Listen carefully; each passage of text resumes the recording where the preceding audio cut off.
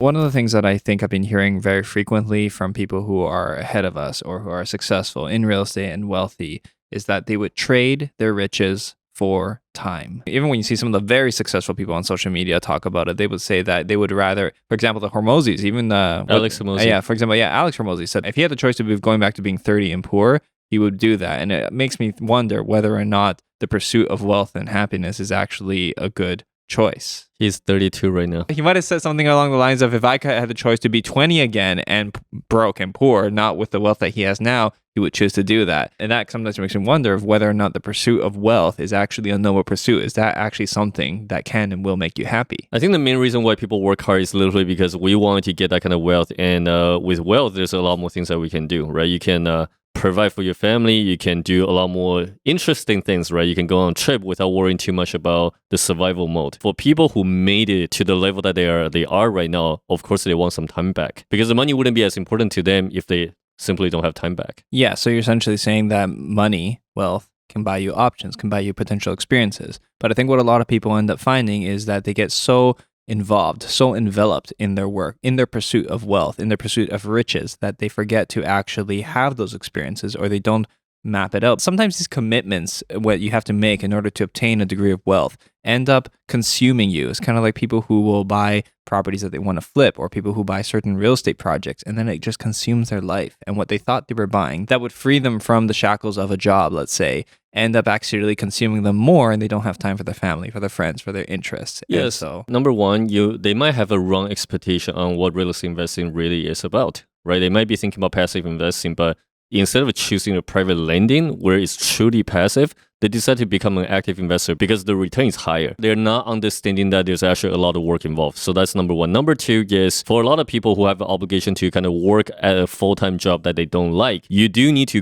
grind it out before you talk about having time back. For a lot of people who are still stuck at their full-time job where they don't really enjoy working, they haven't made it through. They're still in a survival mode. They have to get through that whole cycle first. You can just be content and happy, but there's a lot of the social media and all these other things that's out there that's making people want more, and it's not necessarily a positive influence. Like, we go around talking about how you can do all this and that, but when we have conversations with people, real conversations with people, we ask, like, is this actually what you want? Why do we ask that question? Because it's hard to get somebody to do something that's against their nature. And people end up finding unhappiness in the pursuit of wealth, I think, because it's not actually in their nature to want to do that. I actually disagree with that because a lot of people, when they're attracted to the pretty things on the Instagram, is because they notice that they want things a little bit more out of their life. And that's why they started looking into that. It's not because they're in survival mode, they're content, and for no reason, they all of a sudden they want more. People sometimes forget why they're doing what they're doing. People start working. People start earning money. People start earning money and say that I'm doing this so that I can provide for my family. Like, you've already provided for your family. Maybe now's the time to spend time with them and not just provide more for them. Provide more of what? You away from your family so you can make more money to give them nicer things that they might not need? And sometimes to a lot of people, if we're being completely honest, it's literally because they are trying to get away. Like, right? Work becomes an escape. That's why they continue to do what they're doing. Everybody's reason is different, but I do agree with you that finding a balance is important. Like, finding exactly where your final destination is really important. Otherwise, you're going to be working, and then all of a sudden time passes by. There's a lot of things that you value more. You end up not doing them. And that's why it's important to kind of map out things in your life. You see people do these exercises like, write down 50 things that you want to have in your life so that you can kind of accomplish those things along the way in your journey. And I think those are very healthy things, and people lose the meaning as to why people are asking them to do that. Is so that they can find some kind of fulfillment in the journey. It's not just, I'm working hard, I'm trading now so that I can make my money now and so that later I can relax. But especially when people end up sacrificing things like their health, their mental state. How many people have we heard who are on our podcast who talk about burnout, who talk about the stress? And would they trade that burnout and stress for not as much money and just peace? Serenity. Most people actually go through this process because they were in the survival mode. They want to change in their life, right? So they have to go through that kind of process. But the moment that you start like optimizing your day and try to really focus on the work, you try to make a little bit more money, we ended up going into the phase where we just all of a sudden it becomes like 80-90% of the time is literally just for work, right? You start forgetting that you need to spend time with your family. You start focusing a bit of your health, right? Your spirituals and all that stuff. I do think building kind of habits in into your daily schedule is important so that you're not losing the balance. So do you think money can buy you a realm of happiness? I do think so. That's why people were very attracted to that kind of idea, right? On social media, on Instagram, right? People do want the different things. People do want changes in their life. Okay, so can poor people be happy? They can if they're happy to have that kind of obligation every single day to just work. So But most people are not happy about that. if money can buy happiness, but you can also have it without it, what do you think is better to pursue? Happiness without money or happiness with money? Happiness with money all the time for me, right? Because here's the thing: the progress equals happiness to me as well. That's one of my firm belief, right? Progress equals happiness. If you have a goal and you're making progress towards that, and if money is what's stopping you from making that progress, then the money is stopping you from having a happiness. When we say can money buy you happiness, I think a certain amount of money to breach your survival mode is probably pretty essential. I think in Canada they say that if you are earning $70,000 or $80,000, something in that realm, anything above that does not significantly increase happiness levels. I think you're familiar with that, right? Yes. Okay, so yeah, so $70,000 or $80,000, anything above that doesn't increase happiness. At what point after and above that $70,000 to $80,000 income bracket do you think one should pursue wealth for the sake of happiness? A lot of people, the goal is to move into a home that they dream about when they were growing up, and that can cost quite a bit of money, and maybe that needs to increase. There's a term called lifestyle inflation. Sometimes things that you want, if the reason behind it is so that you can impress your friends and family, it's a wrong reason. But if the things that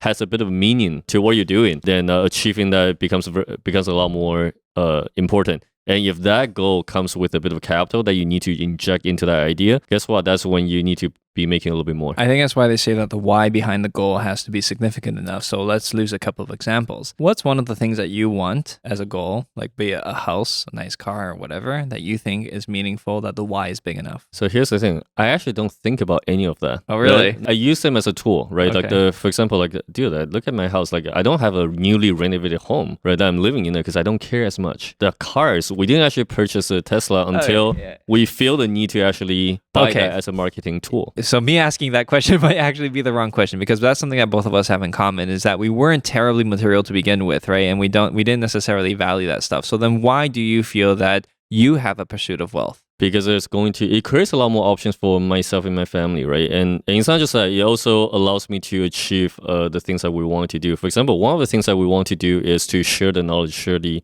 information for the people who are in real estate, right? The real estate community. And the easiest way is to create a YouTube channel so that more and more people can subscribe, listen to what we have to say. But that's extremely expensive, right? Yes, as it turns out. Yeah, to a lot of people, they don't know. Creating a video, man, every video that we create is easily $300-$400. Yeah, but we could technically do it on the budget, but I feel like how do you do that within a shorter period of time, right? No, it becomes consuming. So okay, so I think we can agree then that making money, having wealth, can buy you options, and it can actually shorten time frames. Yeah. And the purpose of doing this has to be way more than just the money. If what we're chasing for is just $1, at some point we'll hit that, and then we're gonna feel like, okay, the drive is no longer there. Then all of a sudden the work that we're doing becomes work. It just becomes very tiring and exhausting. Okay, so here's what I think it comes down to. I do agree with actually your take on on the reasons why it may be important to acquire wealth, and what you're actually targeting in terms of how that leads to some degree of happiness is that your pursuit of happiness is actually based on helping others or influencing or impacting others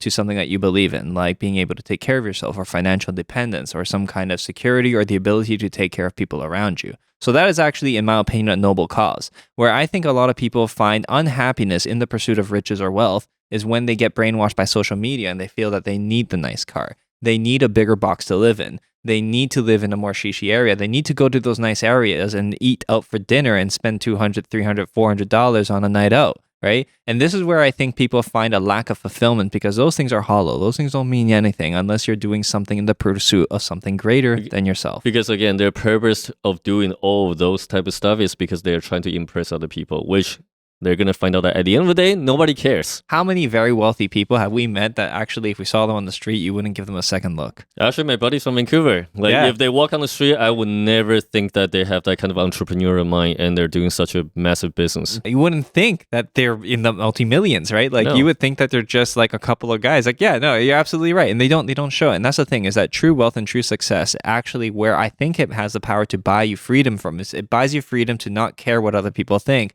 because that's the kind of money you have. Actually, that's an interesting thing. So money, having it, can buy you the mental faculties to not care what other people think because you actually have it.